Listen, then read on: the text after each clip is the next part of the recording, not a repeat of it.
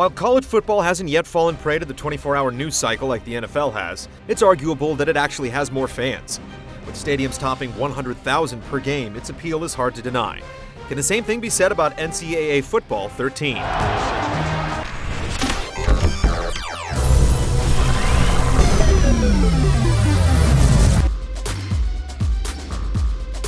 The term feature bloat is tossed around a lot these days, and if there's one franchise that exemplifies this, it's this one. On its umpteenth iteration this generation, there's no shortage of ways to play.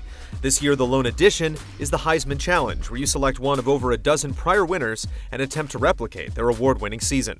It's the first time real players have appeared in the franchise, but with no option to use their legacy jerseys or stadiums, the authenticity suffers. It's also disappointing that you're not attempting to replicate exact plays like Doug Flutie's desperation bomb.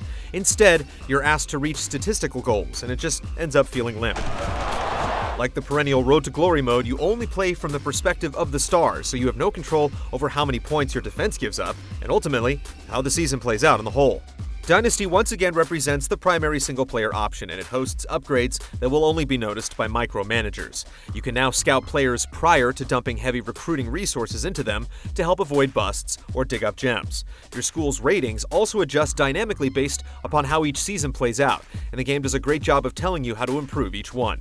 The mode has definitely been improved, but a small percentage of players will notice. Road to Glory returns with no major advancements save for a gimmicky slow-motion mechanic called reaction time. The same goes for the rest of the options, which remain virtually untouched from NCAA Football 12.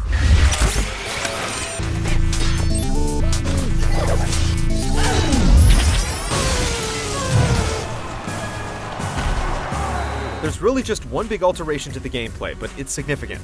The entire passing game has been rebuilt under the moniker of total control passing, allowing you to lead receivers into open areas of the field. When it works, it feels great. When it doesn't, you'll find your receivers going over the top of the defense, only for your QB to throw underneath. These gaffes result in too many interceptions, but when you do manage to lob a pass into the hole in the zone or lead a receiver away from coverage, it's very rewarding.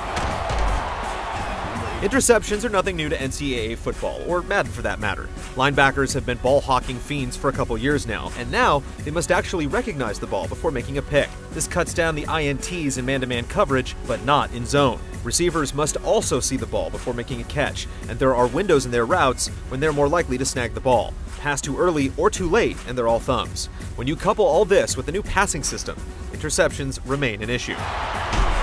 Not much else has been done to the gameplay unless you count things like automatic dropbacks. The stick control for the running game still feels responsive and flexible, and while NCAA Football 13 lacks Madden NFL 13's new collision system, the tackling and momentum still facilitate varying depth of skill.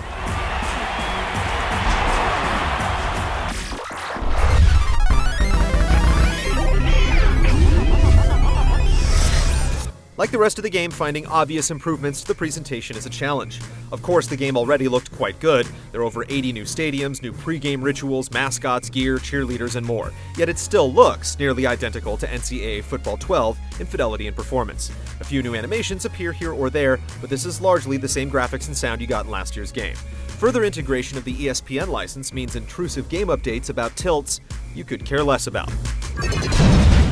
NCAA Football 13 is a bit of a disappointment as the franchise faces its inevitable confrontation with the law of diminishing returns. Significant advancements in design or gameplay are few, and the ones that are included are flawed in some way. With last year's game available on the cheap, spending $60 on this will feel a lot like buying tickets from a scalper, but you'll ultimately feel fairly satisfied.